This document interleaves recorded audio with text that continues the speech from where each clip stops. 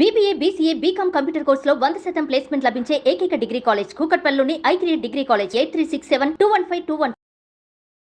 నమస్తే అమ్మా. నమస్తేనన్నా. అమ్మ, శ్రావణ మాసం వచ్చేస్తోంది కదా.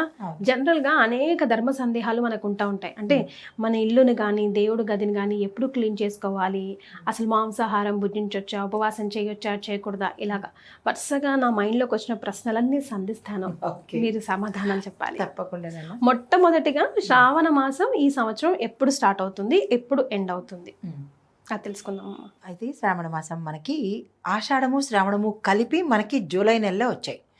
జూన్ 24 నుంచి ఈ నెల అనగా జూలై 24 వరకు మనకి ఆషాఢ మాసం ఉంది. 25 అంటే తెల్లవారుజాము నుంచి మరొక నెక్స్ట్ మంత్ అనగా ఆగస్టు 24 వరకు మనకి శ్రావణ మాసం మొదలవుతుంది. అయితే శ్రావణ మాసం రోజు మనం ఏం చేయాలి అంటే ప్రతి ఒక్క గృహిణి, ఇల్లాలు, ఆడవాళ్ళు అందరూ హడావుడి పడే మాసం అన్నమాట ఇది. అవునండి. ఈ నెల అంతా ఏదో ఒక పూజ కార్యక్రమాల్లో, పుణ్య కార్యక్రమాల్లో పాల్గొంటూ ఉంటాము. అసలు శ్రావణ మాసం అంటే ఏంటమ్మా? అంటే శ్రవణము అంటే వినడము అని విన్నాను. అవును. అయితే శ్రావణ మాసము అంటే మనకి ఈ చంద్రుడు ఏ ఏ నక్షత్రాలలోకి వెడతాడో ఆ నక్షత్రాలకి ఆ పేరు.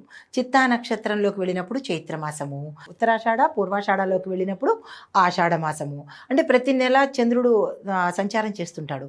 ఆ ఆషాఢం అయిపోగానే మనకి శ్రవణ నక్షత్రంలో చంద్రుడు వస్తున్నప్పుడు శ్రావణ మాసము అని ఉంటుంది. శ్రావణ మాసం మొదలవుతుంది. అయితే ఈ శ్రావణ మాసాన్ని మరొక రకంగా కూడా చెప్పొచ్చు. వెంకటేశ్వర స్వామికి అంటే విష్ణుమూర్తికి ప్రీతికరమైన మాసం ఇది. ఆయన నక్షత్రం శ్రవణ నక్షత్రము. ఆ రకంగా కూడా శ్రావణ మాసం అయ్యింది. అయితే ఈ శ్రావణ మాసం 3 దేవతలకు ప్రత్యేకము. శివుడికి, లక్ష్మీ అమ్మవారికి, పార్వతీ అమ్మవారికి. అయితే శ్రావణ మాసము శివుడికి ఎందుకు ప్రత్యేకము? మనకి కార్తీక మాసం కదా అన్న సందేహం రావచ్చు. అయితే శ్రావణ మాసంలో మనము ప్రతి సోమవారము కార్తీక సోమవారాలు ఎలా చేస్తున్నామో శ్రావణ మాసంలో కూడా శ్రావణ సోమవారాలు చేస్తాము. ఆ శ్రావణ సోమవారాలు ఎలా చేసుకోవాలి అంటే శివుణ్ణి భక్తి శ్రద్ధలతో కార్తీక మాసంలో ఎలా అర్చిస్తామో బిల్వదళాలతోనూ ఇతర అభిషేకాలతోనూ ఎలా చేస్తామో ఉపవాసాలు, వ్రతాలు ఇవన్నీ శివుడికి శ్రావణ సోమవారం రోజు చేస్తాము. దీపావళి రోజు లేదంటే కార్తీక మాసంలో మనం దీపాలు వెలిగించినట్టు దేవాలయాలన్నీ కూడా, శివాలయాలన్నీ కూడా అర్ధరాత్రి లేకపోతే తెల్లవారుజాము నుంచి వెలుగుతూ ఉంటాయి కదమ్మా. ఉసిరి దీపం అది కూడా వెలిగిస్తూ ఉంటారు. అది సేమ్ అట్లా ఎలాగైతే చేస్తామో కార్తీక మాసంలో ఈ సమయంలో కూడా ఉపవాసం చేస్తాము, స్వామివారికి అభిషేకాలు చేస్తాము. సోమవారం రోజు ప్రత్యేకంగా శివుడిని మాత్రమే అభిషేకం చేయడం కానీ, పూజించడం కానీ, ఉపవాసాలు కానీ ఇలాంటివి చేయడం వల్ల ఏమొస్తుంది అంటే కనుక ఐశ్వర్యాన్ని ఇచ్చేది మంగళకారుడు శివుడు. ఐశ్వర్యాలు వస్తాయి. ఐశ్వర్యము, అష్టైశ్వర్యాలు. ఇంకా చాలామందికి ఒక సందేహం రావచ్చు, ఐశ్వర్యం ఏమిటి, అష్టైశ్వర్యాలు ఏమిటి అని. ఇందులో కూడా భేదాలు ఉన్నాయా అంటే ఉన్నాయమ్మా. ఉన్నాయి. ఎలా? ఐశ్వర్యము అంటే డబ్బు ఒకటే కాదు. ఐశ్వర్యము అంటే ఆరోగ్యము, సంపద, కుటుంబము, ఆయుష్, ప్రశాంతత, సౌభాగ్యము, ఇలాగ మనకి 8 రకాలు కలిగినవి అష్టైశ్వర్యాలు. కానీ అష్టైశ్వర్యాలు అనగానే నాకు అష్టైశ్వర్యాలు కావాలి, ఐశ్వర్యం కావాలి అంటారు. 7 వారాల నగర్లు అని అనుకుంటాము. అంటే డబ్బు, బంగారం అనే అందరికీ తెలిసిన విషయము. కానీ ఈ 8 కలిగినవి అష్టైశ్వర్యాలు. అయితే ఈ శివుణ్ణి పూజించడం వల్ల ఈ 8 దక్కుతాయి శ్రావణ సోమవారాలు చేస్తే. 4 వస్తున్నాయమ్మా ఈ సంవత్సరం. ఆల్మోస్ట్ 4 వస్తాయి. అందుకే విశేషంగా చేసుకుంటారు కదమ్మా శ్రావణ సోమవారాలు. శ్రావణ సోమవారాలు అయితే ఈ మాసంలో మనకి 3 చేసుకోవాలి. ఒకటి సోమవారం నాడు శివుడి కోసం ఉపవాసం ఉంటాము. మంగళవారం నాడు గౌరీ అమ్మవారికి మంగళ గౌరీ అని ఆ తల్లికి పూజ చేసుకుంటాము. శ్రావణ శుక్రవారం రోజు లక్ష్మీ అమ్మవారిని పూజ చేసుకుంటాము. అయితే శివుడు అష్టైశ్వర్యాలు ఇచ్చేస్తాడు. సరే, మరి లక్ష్మీ అమ్మవారు ఏమిస్తుంది అంటే సంపదలను ఇస్తుంది. మరి సంపదలు వేరు, ఐశ్వర్యాలు వేరా అన్న సందేహం కూడా వచ్చేస్తుంది. మరే మానవ దేహమే సందేహము. మరే అయితే సంపదలు అంటే కనుక ధనముతో కూడినటువంటి ప్రశాంతత కలిగినటువంటి ఐశ్వర్యాన్ని కలగడమే సంపద. ఓకే, ఈ సంపదలు లక్ష్మీ అమ్మవారిస్తుంది. మరి మంగళగౌరి తల్లి ఏమిస్తుంది అంటే కనుక స్త్రీలకు సౌభాగ్యాన్ని ఇస్తుంది, 5వ తనాన్ని ఇస్తుంది. అది ప్రతి ఒక్కరికి కావాల్సింది అది కూడా ఉంది కదా, ప్రత్యేకంగా స్త్రీలకు కావాల్సిందే అది. దాంతోపాటు సంపద కూడా. అయితే భర్త ఈజ్ ఈక్వల్ టు సంపద, భర్త ఈజ్ ఈక్వల్ టు డబ్బు, అంతే కదా. అంటే భర్త బాగుంటే మనకి వెనకాల అన్నీ వస్తున్నట్టే కదా, ఆస్తి వస్తుంది, డబ్బులు వస్తాయి, ఒక సెక్యూరిటీ, ఒక సాటిస్ఫాక్షన్, ఒక గౌరవము, ఇవన్నీ కలిపి భర్తతో వస్తాయి. అంటే స్త్రీలకు, అంటే సరదాగా చెప్పుకున్నా ఇది వాస్తవాలు. అయితే ఈ 3 రోజులు, ప్రతి వారంలోనూ ఈ 3 రోజులు ఆడవాళ్ళకి ప్రత్యేకము. ఇంకొక ఫన్నీ విషయం చెప్తాను. ఈ ఆషాఢ మాసంలో ఆడీ సేల్స్లో కానీ, ఈ 1+1 ఆఫర్లో కానీ, లేదా కేజీ సేల్స్లో కానీ కొన్న పట్టు చీరలు కానీ అవన్నీ ఇప్పుడు కట్టుకోవడానికి అవకాశం శ్రావణ మాసం. బానే, అందుకోసమే కదా కొనుక్కున్నది. అయితే ఇవి ఎందుకు అంటే కనుక ఈ సమయంలో స్త్రీలు లక్ష్మీప్రదంగాను గౌరీ అమ్మవారి రూపంలో ఉంటారు అని ఈ శ్రావణ మాసానికి ప్రత్యేకత. అయితే ఈ శ్రావణ మాసంలో మనము ఏమి చేయొచ్చు, ఏమి చేయకూడదు. అసలు ముందు మనం దేవుని గదిని కానీ మన ఇల్లును కానీ శ్రావణ మాసం కోసం ఎట్లా ప్రిపేర్ చేసుకోవాలి, ఎప్పుడు స్టార్ట్ చేయాలమ్మా? అంటే అమావాస్య ముందు చేయకూడదు, లేదంటే శుక్రవారాలు మంగళవారాలు చేయకూడదు అంటారు కదా, మరి ఏది శుభదినం? ఇవి లేని రోజులు, అమావాస్య లేని రోజు, మంగళవారం, శుక్రవారం, గురువారం కాని రోజు, ఆదివారం చేసుకోవచ్చు, లేదా శనివారం చేసుకోవచ్చు. ఈ శ్రావణ మాసానికి ముందు వచ్చే రోజు తెల్లవారితే శ్రావణ మాసం అనగా, అంటే ఆషాఢ అమావాస్యకి ముందే అన్ని క్లీన్ చేసుకోవాలి మీ ప్రకారం. చతుర్దశి రోజు క్లీన్ చేసేసుకుని నిండుగా అలంకారం చేసుకుని మనం పూజకు సంబంధించినవన్నీ రెడీగా పెట్టుకుంటాము. తెల్లవారితే శ్రావణ మాసము పాడ్యమి తిథి మొదలవుతుంది. ఇంకా అక్కడి నుంచి మనము పూజా పునస్కారాలు చేయడం కానీ, నియమనిష్టలతో ఉండడం కానీ, ఇంటిని తోరణాలతోనూ, శక్తి ఉన్న వాళ్ళు ఈ నెల రోజులు ఏదో ఒక సందర్భంలో మనం ఇంటిని అలంకరించుకుంటాము. అయితే నవవధువు ఉంటుంది కదా, వాళ్ళ కోసం ఏంటంటే వ్రతాలు, నోములు అనేవి పుట్టింటి వాళ్ళు పట్టించి అత్తవారింటికి పంపిస్తారు. మంగళగౌరి వ్రతము అది 5 సంవత్సరాలు కొంతమందికి ఉంటుంది, 5 సంవత్సరాలు 5 ముత్తైదువులు కొంతమందికి ఆనవాయితీ, 5 సంవత్సరాలు ఒక్కొక్క సంవత్సరము 5 మల్టిప్లై అవుతుంటుంది. ఎవరింటి ఆచారం ప్రకారము నోములు నోపించి కొత్త పెళ్లి కూతుర్ని అత్తవారింటికి పంపిస్తారు. తర్వాత ఇంకొకటి ఏం చేస్తారు అంటే కనుక వ్రతాలు కూడా ఈ సమయంలో చేసుకోవచ్చు. నోములు పట్టుకోవడము, వ్రతాలు చేసుకోవడము, దాన ధర్మాలు చేసుకోవడము, శివ విష్ణు ప్రీతి కోసము ఏ కార్యక్రమం, శుభకార్యం చేసుకోవచ్చు. అయితే కొంతమంది అడగచ్చు, ఈ సమయంలో మనకి శుభకార్యాలు చేసుకోవచ్చా అనే సందేహం కూడా వస్తుంది. ఎలాంటి శుభకార్యాలు చేసుకోవచ్చు అంటే ఏ శుభకార్యమైనా చేసుకోవచ్చు. ఇక్కడ 2 రకాల ఆనవాయితీలు ఉంటాయి. ఉత్తరాది వారు దీన్ని ప్రామాణికంగా తీసుకుని ఎటువంటి శుభకార్యాలు చెయ్యరు. కానీ ఇది ఏంటంటే ఇది దైవానికి సంబంధించిన మాసమే తప్ప శుభకార్యాలకు కాదు అని వారి నమ్మకము. అయితే దక్షిణాది వారి దగ్గరికి వచ్చేటప్పటికి మనం పెళ్ళిళ్ళకి హడావుడి పడిపోతుంటాం, ఉపనయనాలకు హడావుడి పడిపోతుంటాం, గృహప్రవేశాలకి చేసుకుంటూ ఉంటాము. ఇది ఈ సమయంలో చేసుకున్నా తప్పు లేదు అనేది మనకి నమ్మకాన్ని బట్టి, సంప్రదాయాన్ని బట్టి మనం చేస్తాము. అయితే ఇక్కడ చెయ్యకూడని పనులు ఏంటి అంటే కనుక ఈ నెల రోజులు మాంసాహారం తీసుకోకూడదు. ఎవరైనా సరే మాంసాహారం నిషిద్ధము. ఈ 30 రోజులు తినకూడదు. అయితే తర్వాత మద్యము అంటాం కదా, అది తీసుకోకూడదు. No alcohol, no non veg, అలా చెప్తే బాగుంటుంది. అది తీసుకోకూడదు. కొంతమంది అల్లం వెల్లుల్లి కూడా అసలు చేయరు కదమ్మా ఈ నెల రోజుల పాటు నిష్టగా చేసేవాళ్ళు. చేసుకోకూడదు. అది దైవపరంగా దేవుడికి మనము ఇవి చేస్తే పూజలు కానీ, వ్రతాలు కానీ, నోములు కానీ ఈ దైవ కార్యాలు కాబట్టి ఇవి చేస్తే కనుక ఫలితం ఉండదు అనేది ఆధ్యాత్మికమైతే, ఈ శ్రావణ మాసము మనకి గ్రీష్మ ఋతువు నుంచి వర్ష ఋతువుకి వచ్చాము. అంటే ఇది సంధి సమయము. 2 సగం వేడి సగము వాతావరణాన్ని బట్టి ఈ మద్యము, మాంసము తింటే ఆరోగ్యం చెడిపోతుందని, మాంసాహార భక్షణ చేయడం వల్ల మనకి ఇండైజెషన్ ప్రాబ్లమ్స్, జీర్ణ సంబంధిత ప్రాబ్లమ్స్ వస్తాయి కాబట్టి ఎక్కువగా హాస్పిటల్స్కి తిరగవలసిన పరిస్థితి ఏర్పడుతుంది. కాబట్టి మనము ఈ సమయంలో హార్డ్ ఫుడ్, అంటే అది తొందరగా డైజెస్ట్ కాని ఫుడ్ కాబట్టి సాత్వికమైన ఆహారం తీసుకోవడం అనేది ఆరోగ్యపరంగాను, సాత్వికమైన ఆహారం తీసుకోవడం అనేది దైవపరంగాను చెప్పబడి ఈ సమయంలో తీసుకోవద్దు అని మన పెద్దలు చెప్పారు. అయితే మరి తీసుకుంటే ఏమవుతుంది అంటే, ఒకటి అనారోగ్యం అవుతుంది, రెండోది మీరు చేసే పూజలు ఫలితాన్ని ఇవ్వవు. రెండు రకాల నష్టాలు.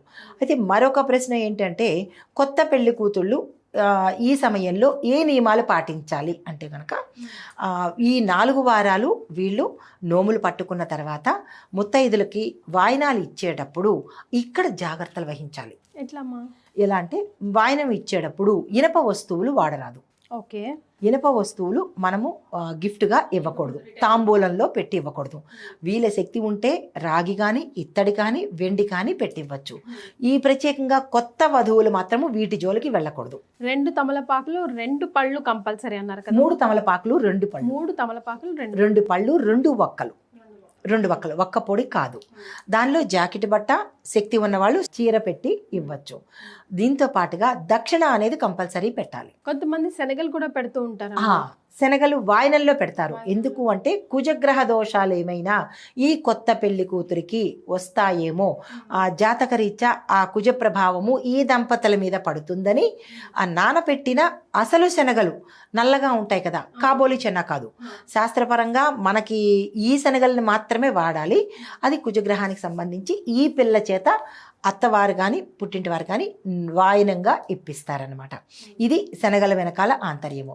అయితే ఈ 4 వారాలు ఈ పిల్ల ఏం చెయ్యాలి అంటే కనుక, కొత్త పెళ్లి కూతురు తెల్లవారుజామునే లేచి పసుపు రంగు కానీ పీతాంబరం రంగు కానీ వస్త్రాన్ని ధరించి అమ్మవారి పూజ చేసుకుంటుంది.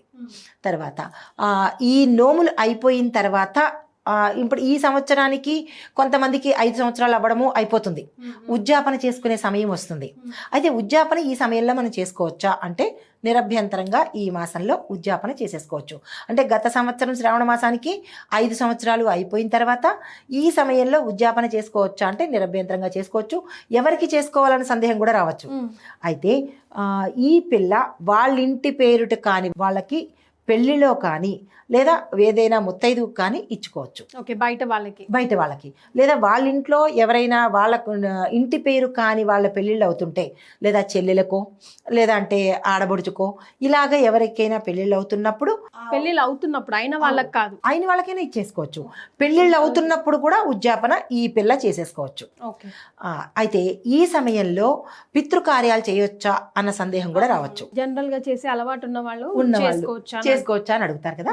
అయితే ఈ సమయంలో శ్రావణ మాసంలో, అంటే గత సంవత్సరం శ్రావణ మాసానికి ఈ కాలం చేసిన వాళ్ళకి ఇప్పుడుకు మనకి సంవత్సరికం అయిపోతుంది. సంవత్సరికాలు ఆబ్దికాలు పెట్టుకోవచ్చు. అది ఎందుకంటే ఈ మాసానికి 12 నెలలు లెక్క అయిపోతుంది కాబట్టి పెట్టుకోవచ్చు.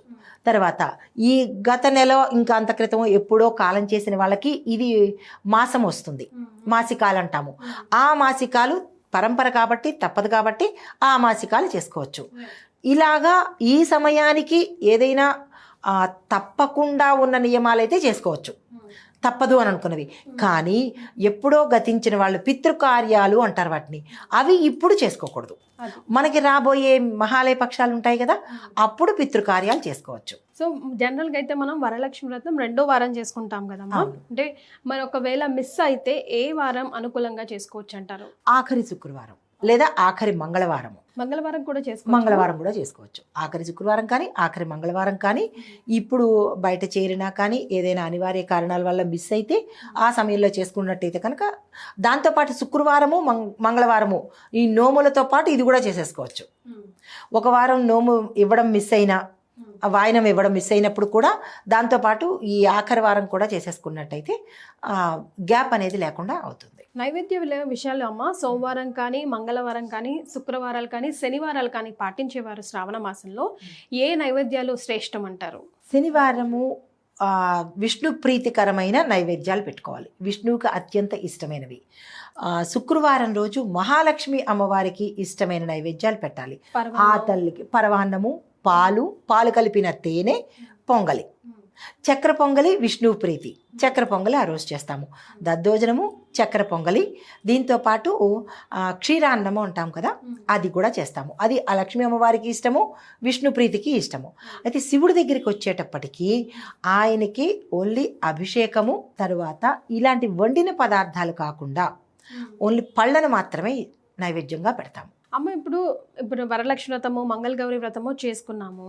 ఆ పూలు అవి లేదంటే ఆ అక్షింతలు అవి లేదంటే మనం కలుషం పెట్టుకుంటాం ఆ కొబ్బరికాయ అవంతా ఏం చేయాలమ్మా? పారే నీళ్ళలో వదిలేయచ్చు.